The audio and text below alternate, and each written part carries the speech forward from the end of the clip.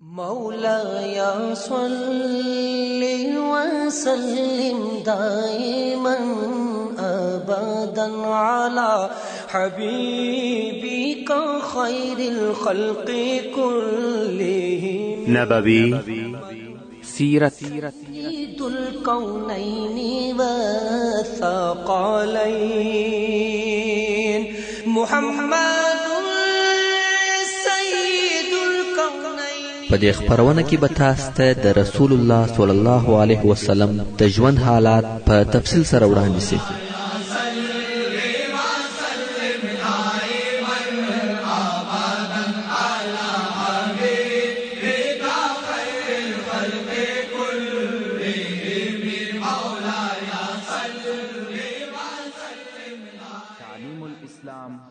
أعوذ بالله من الشيطان الرجيم. بسم الله الرحمن الرحيم. إن الحمد لله نحمده ونستعينه ونستغفره ونعوذ بالله من شرور أنفسنا وسيئات أعمالنا من يهده الله فلا مضل له ومن يضلل فلا هادي له وأشهد أن لا إله إلا الله وحده لا شريك له وأشهد أن محمدا عبده ورسوله صلى الله عليه وآله وأصحابه وسلم تسليما كثيرا. أما بعد، محترم ورونو، پتیره یو څلوېښتمه فته کې موږ د سیرت النبي صلى الله عليه وآله وسلم بحث او معلومات تقریبا پای ته ورسول، او اوس غواړم چې د سیرت النبي صلی الله علیه و آله وسلم خلاصه په مختصر ډول سره درته بیان کم. محترم ورونو، د رسول الله صلی الله علیه و آله وسلم سیرت مو واورېدی. حال دا چې د رسول الله صلی الله علیه و آله وسلم سیرت یو داسې موضوع ده چې په کتابو او فتو سره پای ته نشي رسیدلی.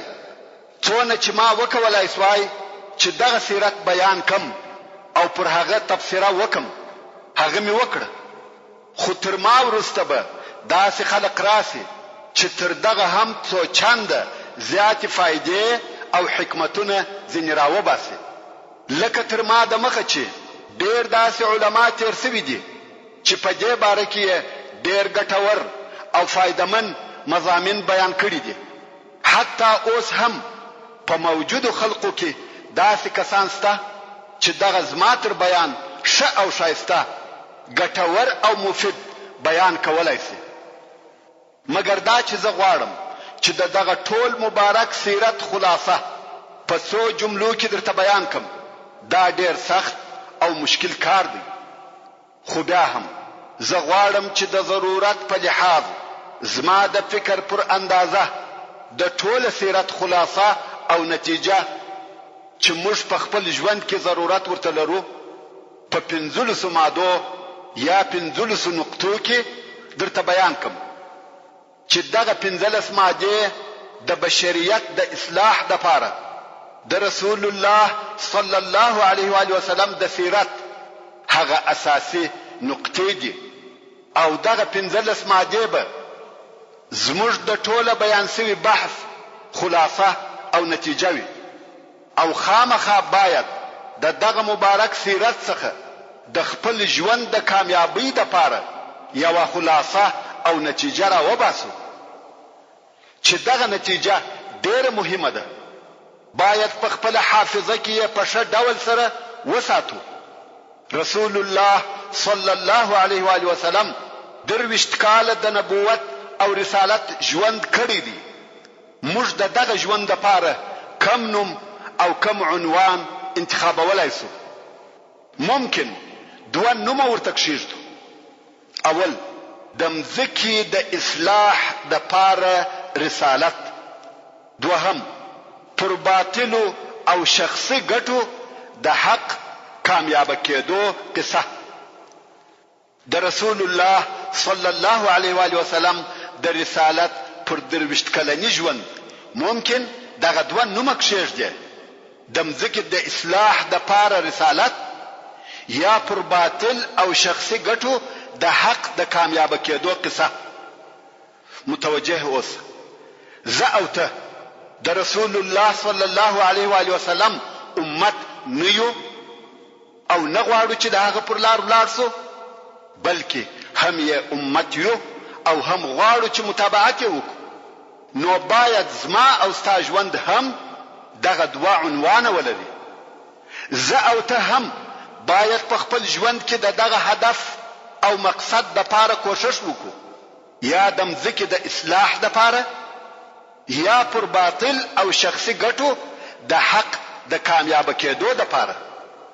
ځکه د رسول الله صلی الله علیه و آله وسلم رسالت د ټول بشر د پاره دی، او د علیه الصلاة والسلام ژوند یو انساني تجربه ده. ما او تا ته یې د کامیابی لار راوښول. تا ولیده چې د رسول الله صلی الله علیه و آله وسلم د رسالت ژوند په څونه ضعف او تنهایی سره شروع سو، او په څونه کامیابی سره پای ته ورسېدی. دا ټوله د بشر په کوشش سره و، او ته هم بشر یې. ته به وایې د رسول الله صلی الله علیه و آله وسلم په ژوند کې وحی وي، او زما په ژوند کې وحی نشته. خو زه وایم وحی تخطیط او عملی کول نه دي. تخطیط یعنی د پلان او نقشه جوړول. وحی فقط یو قانون دی چې نازل دی، او هغه قانون نن ورځ ما او تا ته پروت او موجود دی، چې هغه قرآن مجید دی.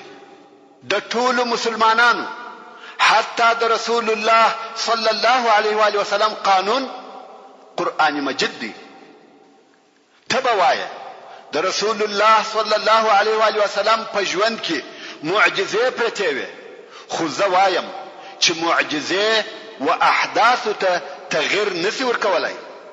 معجزې فقط روحي معنویات لوړوي، مګر هغه شی چې په احداثو کې تغییر راولي هغه تخطیط او جدي عمل دی. او دا یو داسې ثابته تجربه ده چې د قیامت تر ورځې د قبلېدو قابله ده، چې پلان او عمل په احداثو او واقعاتو کې تغییر راولي. لکه څرنګه چې الله جل جلاله فرمایي: لقد كان لكم في رسول الله اسوه حسنه.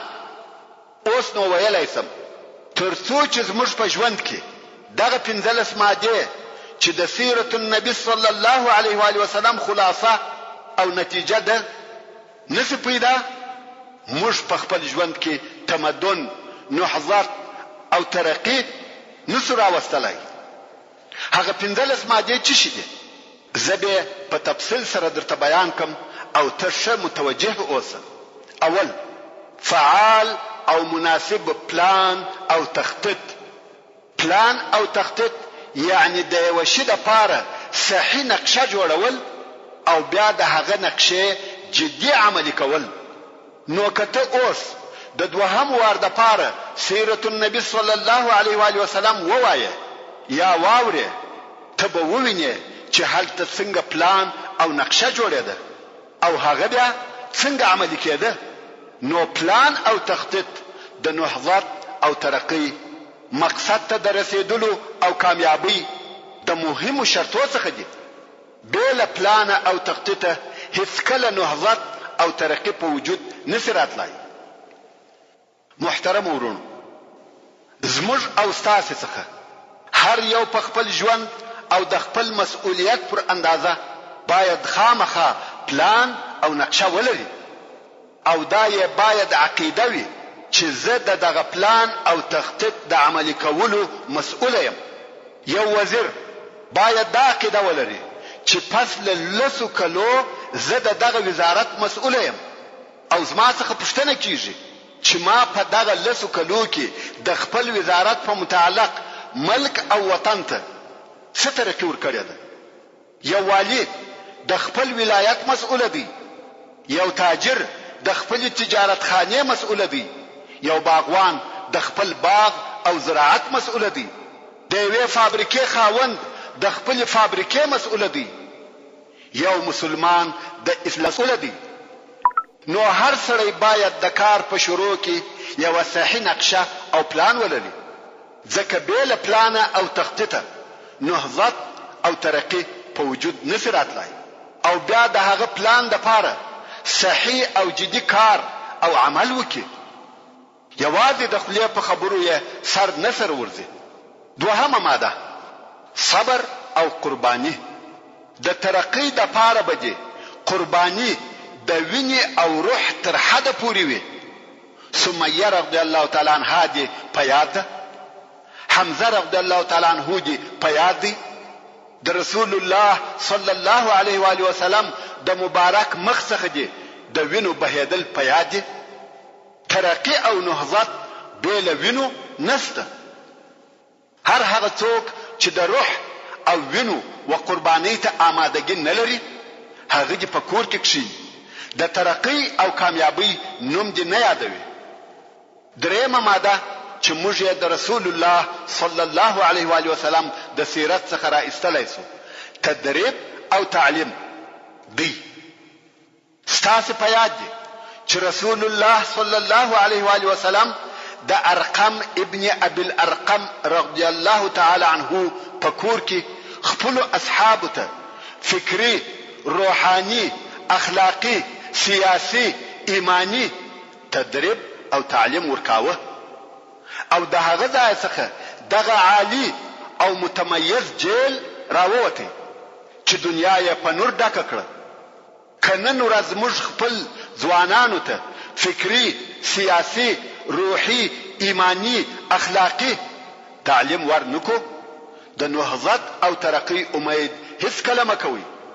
ای ځوانانو، که څوک تاسو ته ایمانی او اخلاقی تعلیم نه درکوي، تاسو په خپله په تعلیم پسې سئ، ځکه تعلیم د ترقی لار ده.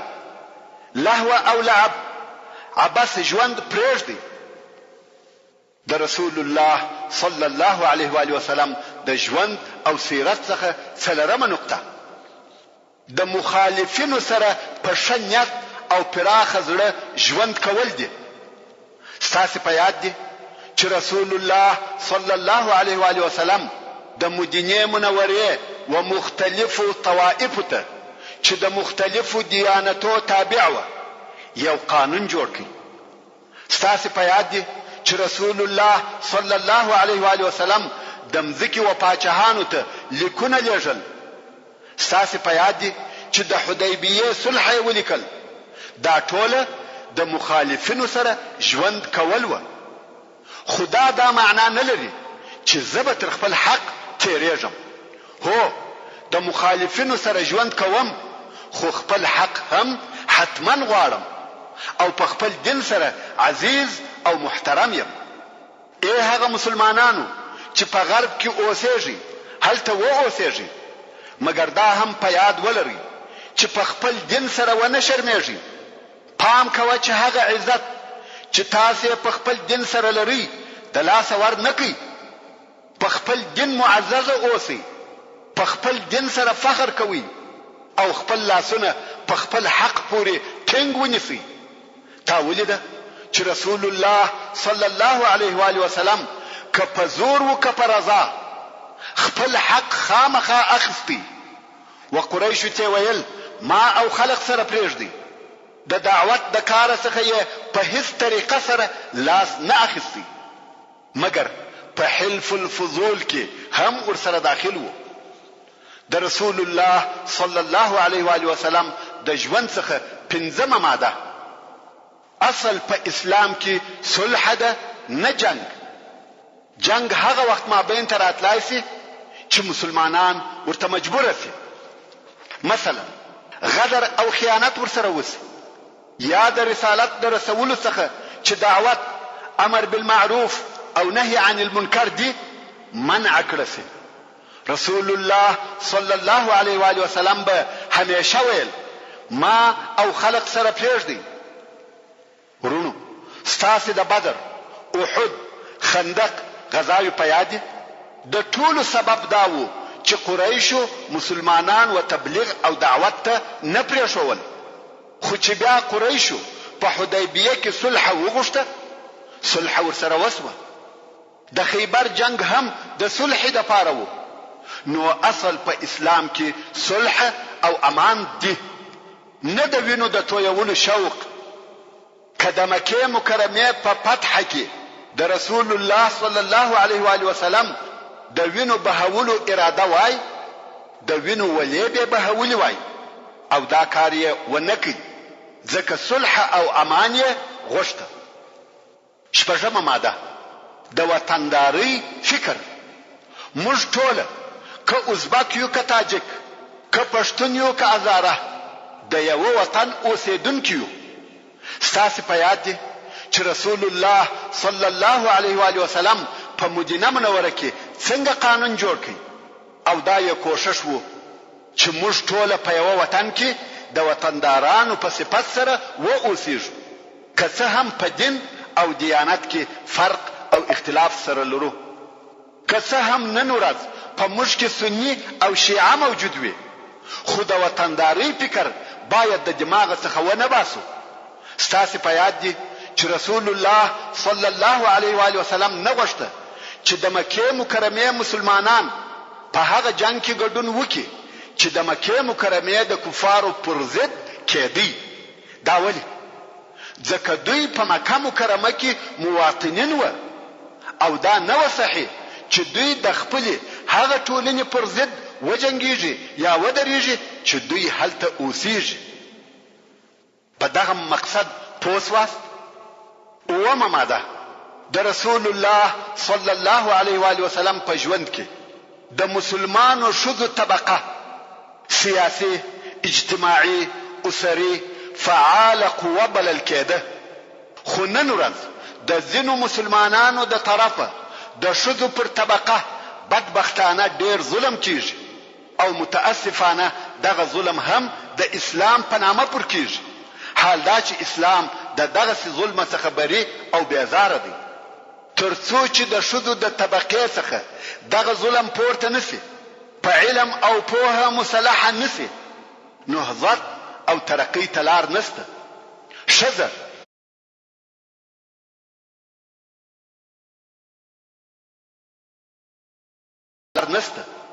ښځه د نوي نسل مربي ده. مربي باید پوه او د علم خاوند وي. د استاد او مربي سره ظلم کول پستی او نامردی ده.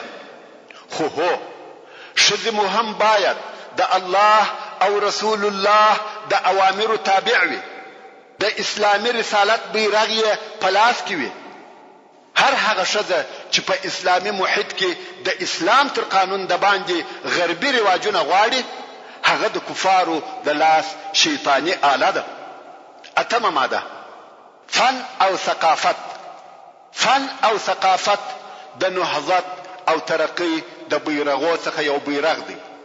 ورونو، که تاسې د رسول الله صلی الله علیه و آله وسلم پر سیرت یو دقیق نظر واچوي، وبویني چې ټول عالم و دغه مبارک سیرت ته اړ او محتاج دی. د رسول الله صلی الله علیه و آله وسلم د سیرت څخه زده کړه د هر زمانه او هر ځای ضرورت دی. دغه سیرت یوازې په هغه وخت او زمانه پورې تعلق نه درلودي، بلکې د هر وخت او هر ځای د واقعاتو او حادثاتو د پاره درس ځینې اخیستل کېدلی شي. نو فن او ثقافت هغه شی دی چې رسول الله صلی الله علیه و آله وسلم د خپل اصحابو د معنویاتو د لوړولو د پاره استعمالاوه. ستاسې په یاد دی کوم وخت چې رسول الله صلی الله علیه و آله وسلم مدینه منورې ته داخلېدی، انجونو او کوچنیانو ترانې نه ویلې. د مسجد قباء او مسجد نبوي د جوړولو په وخت کې شعرونه ویل کېده. د خندق د کیندلو په وخت کې اصحاب کرامو اشعار ویل. رسول الله صلی الله علیه و آله وسلم خطیب او شاعر درلودي.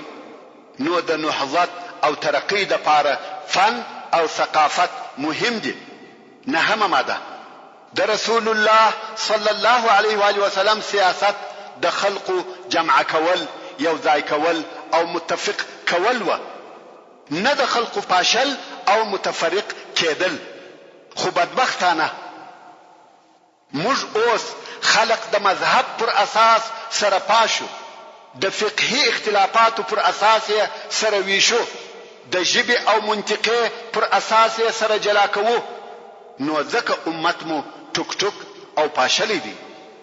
مگر د رسول الله صلی الله علیه و آله وسلم منهج او طریقه تجمیع و نه تفریق، یو ځای کول و نه پاشل، نو هر څونه چې مو په وسه پوره وي خلق سره متفق کوي.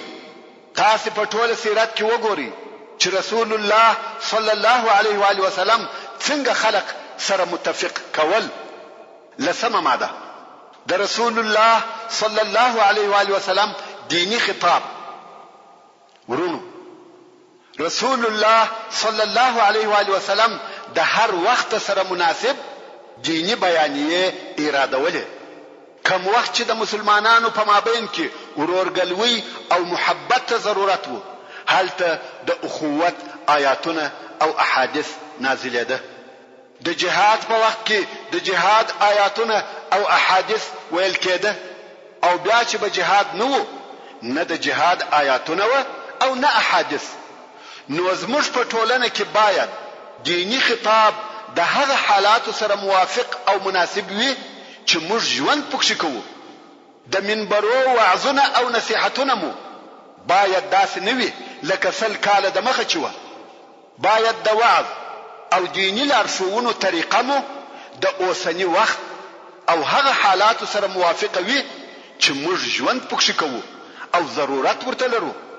نو نهضت او ترقی بېله دې څخه نشته چې دینی خطاب مو د وخت د حالاتو سره موافق نه وي او نوې مرحلې ته مو ورداخل نه کړي. یولسمه ماده 5 اساسي اخلاق دي چې موږ په ټوله سیرت کې ولیده. د نهضت او ترقی د پاره هغه اخلاق باید په خپل ځان او خپل ژوند کې پیدا کړو. هغه اخلاق څه شو؟ اول، صدق یا رښتیا ویل، په ټولو کارو کې باید صادقه واوسو. دوهم، امانت، په هر کار کې باید امانتکار یو. د رسول الله صلی الله علیه و آله وسلم لقب صادق الامین وو. دریم، وفا. تا ولیده چې د رسول الله صلی الله علیه و آله وسلم په ټول ژوند کې وفا ملګری و. څلورم، اتقان، یعنی هر کار په صحیح ډول سره کول او پای ته رسول. تا ولیده چې د رسول الله صلی الله علیه و آله وسلم ټول تخطیط او عمل په 100 صحیح او پر ځای و. پنځم، عمل یا امید. دغه خوی هم باید حتما په موږ کې موجود وي. د خپل صحیح عمل د نتیجې څخه باید نا امید نسو. تاسو ولیده چې رسول الله صلی الله علیه و آله وسلم څنګه او څه ډول د خپل اصحاب معنویات په دغه خوی سره ورلوړول. هیڅ وخت نه نا امید کېده.